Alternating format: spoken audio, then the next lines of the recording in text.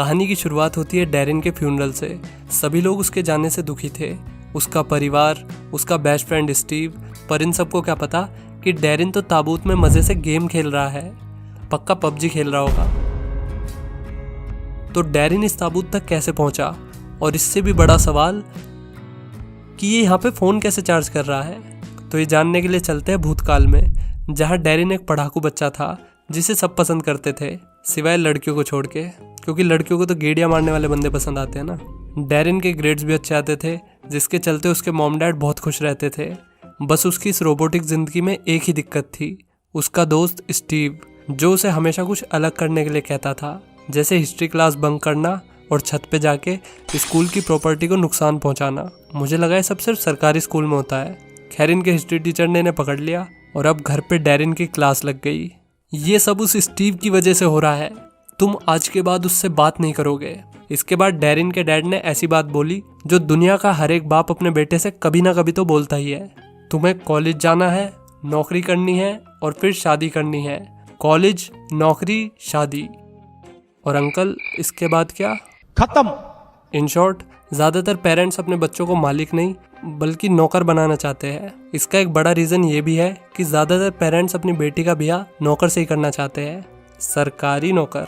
खैर डैरिन को ऐसी ज़िंदगी नहीं चाहिए थी, इसलिए उसने अपने पेरेंट्स की वार्निंग के बाद भी स्टीव के साथ अपनी दोस्ती नहीं तोड़ी। ये यहाँ बात ही कर रहे होते हैं, तभी इनकी तरफ एक लेमोजिन आती है। गाड़ी के अंदर से किसी ने इनकी तरफ एक पर्चा फेंका। ये एक फ्रीक शो का इन्विटेशन था जो आज रात इन्हीं के शहर में होने वाला था। रात में डैरिन और स्टीव घर से निकल के कुछ दूर साइकिलिंग करके फ्रीक शो देखने पहुंच गए। यहाँ पर हमें पता चलता है कि डैरिन को मकड़ियों से कुछ ज़्यादा ही लगाव है, जबकि स्टीव का इंटरेस्ट है वैम्पायर्स में।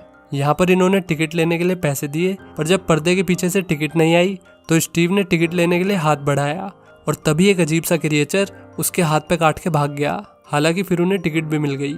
अब ये दोनों अंदर आ गए, जहाँ इनका स्वागत मिस्टर टॉल ने किया, जो शो को होस्ट भी कर रहा था और साथ में सिक्योरिटी गार्ड का काम भी संभाल रहा था।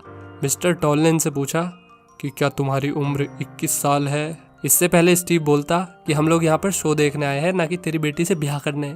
मिस्टर टॉल ने कह दिया कि कोई गल नहीं, आ जाओ तुसी। इसके बाद ये दोनों शो देखने के लिए बैठ गए। मिस्टर टॉल ने ऑडियंस का स्वागत किया और उन्हें दिखाया वुल्फमैन ने ऑडियंस में से एक लड़की का हाथ खा लिया, जिससे सबकी फटके 4 हो गई। लेकिन मिस्टर टॉल ने सबको शांत करते हुए बताया कि ये लड़की भी फ्रीक शो का हिस्सा है। लड़की ने दोबारा अपना हाथ उगा लिया। इसके बाद आयरन टीथ लेडी आई, जो अपने दांतों से कुछ भी तोड़ सकती थी। फिर आया 2 पेट वाला आदमी, जो कुछ भी खा सकता था, या को सुबह सुबह काफ़ी तकलीफ होती होगी। फिर आई madam Truska, she is beautiful. Madam Truska ने वॉलंटियर के लिए डैरिन को बुला लिया। जैसे ही उसने डैरिन को छुआ, उसे कुछ ऐसी चीज़ें दिखाई दी जो शायद आने वाले समय में होने वाली थी। इसके बाद मैडम ट्रुस्का ने अपने चेहरे पे बियर्ड उगा के ऑडियंस को हैरान कर दिया।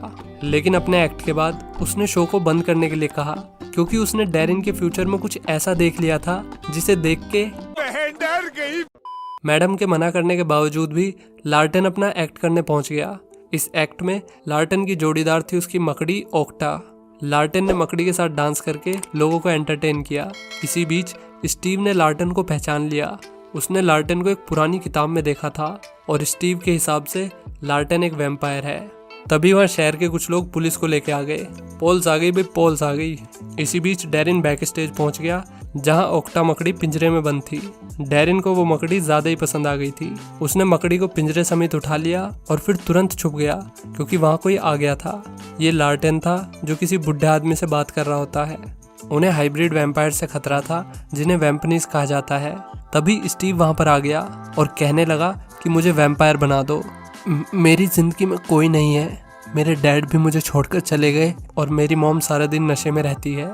ये सब बातें सुनने के बाद लार्टन ने उसे एक मौका दिया और उसका खून टेस्ट किया। हालांकि खून टेस्ट करते ही उसे पता चल गया कि स्टीव में हीमोग्लोबिन की कमी है, इसलिए वो वैम्पायर नहीं बन सकता, जिसकी वजह से स्टीव गुस्से में वहाँ से चला गया। तभी लार्टन की नज़र उसकी मकड़ी पर पड़ी, जो वहाँ थी नहीं। इससे पहले वो डैरिन को पकड़ता, डैरिन वहाँ से भाग निकला। रोड पे आते ही उसे किसी ने अपनी कार में बैठा लिया। ये वही कार थी जिसे शुरुआत में दिखाया गया था।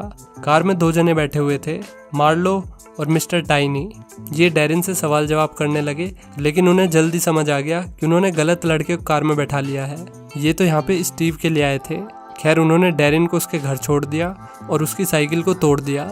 अगले दिन डैरिन ओक्टा को बैग में रख के अपने स्कूल ले आया। तभी स्टीव वहाँ गया। उसने ओक्टा को भी देख लिया। वो मकड़ी के साथ खेलने लगा कि अचानक उसके हाथ से पिंजरा छूट गया, जिससे ओक्टा वहाँ से भागने लगी।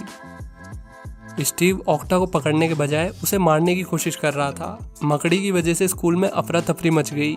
ओक्टा ने वहाँ सबको डरा दिया था और जब ओक्टा को लगा कि अब बस बहुत हो गया तो वो स्टीव के गाल पे पप्पी देके वहाँ से भाग गई। अब स्टीव मकड़ी के जहर से बेहोश हो गया।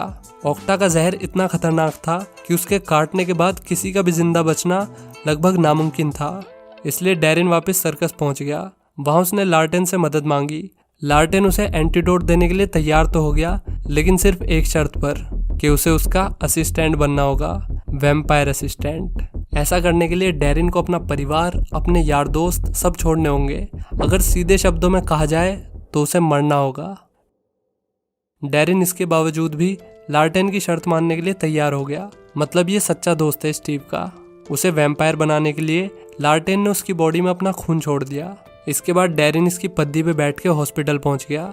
लार्टेन ने तुरंत स्टीव की बॉडी में एंटीडोट लगा दी, जिससे वो कुछ ही देर में नॉर्मल हो गया।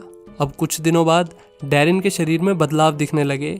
ये सब लार्टेन के ब्लड का असर था। डैरिन अब कच्चा मांस खाने लगा और तो और वो अपनी छोटी बहन को भी चोट पहुंचाने वाला था, लेकिन उसने एंड मोमेंट पर खुद को रोक लिया। इसके बाद डैरिन ने देखा कि लार्टेन उसी के कमरे में बैठकर उसी की किताबें पढ़ रहा था, और जैसा कि इसका नाम लार्टेन है तो इसे किताब पढ़ने के लिए लालटेन की भी ज़रूरत नहीं है। अब वैम्पायर ने उसे समझाया कि उसे अपने परिवार और अपने दोस्तों को छोड़ना ही होगा। डैरिन इसके लिए तैयार तो नहीं था, लेकिन कुछ ही देर पहले वो अपनी बहन को चोट पहुंचाने वाला था, इसलिए वो अब यहाँ रहकर अपने परिवार को खतरे में नहीं डालना चाहता था। इसलिए वो यहाँ से जाने के लिए तैयार हो गया। लेकिन उससे पहले वो अपने माँ बाप से मिला और उन्हें बताया कि वो उनसे कितना प्यार करता है। ये सुनकर उसके माँ बाप इमोशनल हो गए और फिर वो अपनी छोटी बहन को गुड बाय बोलकर लार्टेन के पास आ गया। उसने डैरिन को अपना ब्लड दिया और फिर उसे चांद दिखाने लगा। फिर लार्टेन ने उसे छत से गिरा दिया ताकि ये एक एक्सीडेंट लगे। अब हम वापस प्रेजेंट में आ गए, जहाँ डैरिन के यूँ अचानक चले जाने से सब लोग बहुत दुखी थे, लेकिन वे नहीं जानते कि डैरिन इस वक्त ताबूत में मज़े से गेम खेल रहा है। उसी रात लार्टेन ने उसे ताबूत से बाहर निकाला। उसी वक्त मार्लो ने उस पर हमला कर दिया। जैसे तैसे करके लार्टेन ने उसे ठिकाने लगाया और डैरिन को लेकर वापस सर्कस में आ गया, जहां डैरिन रेबेका से मिला। दूसरी तरफ स्टीव अपने दोस्त की मौत से बहुत दुखी था। उसने खुद को भी सबसे दूर कर लिया था। अब वो अपनी जान देने वाला था कि तभी मिस्टर टाइनी वहां गया। उसने स्टीव को वैम्पनीज बनने का ऑफर दिया। वैम्पनीज वैम्पायर से अलग होते थे।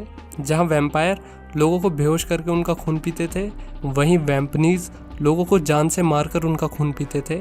मिस्टर टाइनी ने उसे बताया कि तुम्हारा दोस्त अभी भी जिंदा है और अपने नए दोस्तों के साथ काफ़ी खुश भी है। उसने तुम्हारा वैम्पायर बनने का सपना तुमसे चुरा लिया। ये सुनने के बाद स्टीव मिस्टर टाइनी की हर बात मानने को तैयार हो गया।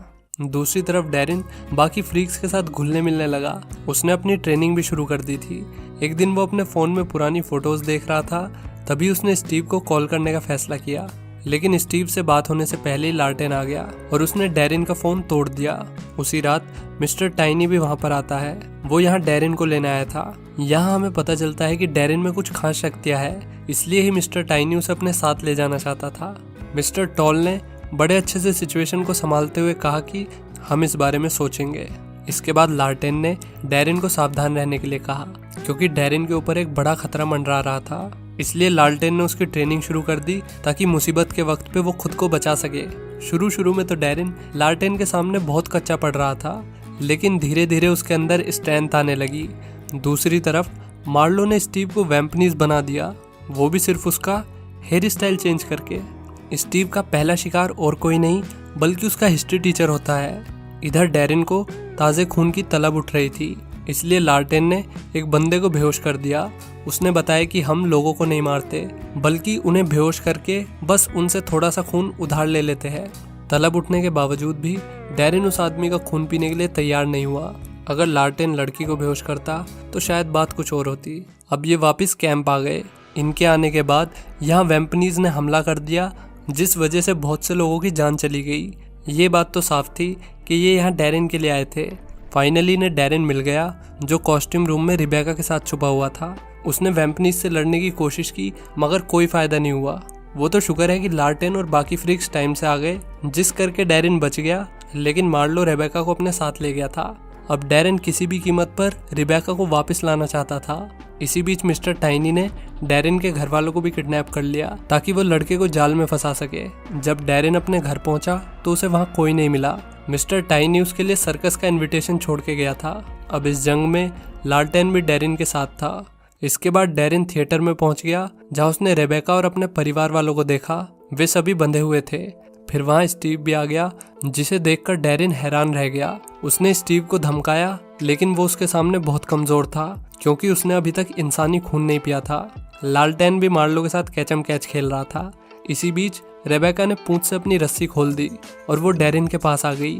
उसने डैरेन को अपना खून पीने के लिए कहा, लेकिन डैरेन ने मना कर दिया। पर जब रेबेका ने उसे अपना ब्लाउज दिखाया तो वो खुद को रोक नहीं पाया। इधर लार्टेन के कुत्ते फेल हो रखे थे, लेकिन फिर भी उसने हार नहीं मानी और आखिर में उसने मार्लो के सीने में खंजर घुसा दिया। डैरेन में भी अब 2 घूंट खून चूस के ताकत आ गई थी, जबकि स्टीव तो पूरे के पूरे बंदे चूस के आया था। फिर भी कोई फायदा नहीं हुआ। मिस्टर टाइनी दूर से ये सब देख रहा था। अब उसे लगा कि लड़ाई को यहीं रोक देना चाहिए, तो लड़ाई रुक गई। मिस्टर टाइनी ने अपनी जादुई शक्तियों से मार्लो को एक छोटा क्रिएचर बना दिया और फिर उसने डैरेन और स्टीव को उसके साथ चलने के लिए कहा। स्टीव तो मिस्टर टाइनी की पावर्स को देखकर बहुत इम्प्रेस था, इसलिए वो बिना सोचे समझे उसकी साइड चला गया। लेकिन डैरेन ने लार्टेन के साथ ही रुकने का फैसला किया। इसके बाद लार्टेन ने डैरेन के परिवार की याददाश्त मिटा दी, जिससे उन्हें आज की रात के बारे में कुछ भी याद नहीं रहेगा। आखिर में डैरेन वापस कैंप लौट जाता है, जहाँ सभी लोग उसका स्वागत करते हैं। इसी के साथ मूवी यहीं खत्म हो जाती है। सो कैसी लगी मूवी कमेंट में लिख के बताओ और वीडियो को लाइक करो, ताकि ये वीडियो और लोगों तक भी पहुंचे। और चैनल को सब्सक्राइब कर लो अगर अभी तक नहीं किया है तो। मिलते हैं अगली वीडियो में। Till then take care, bye bye.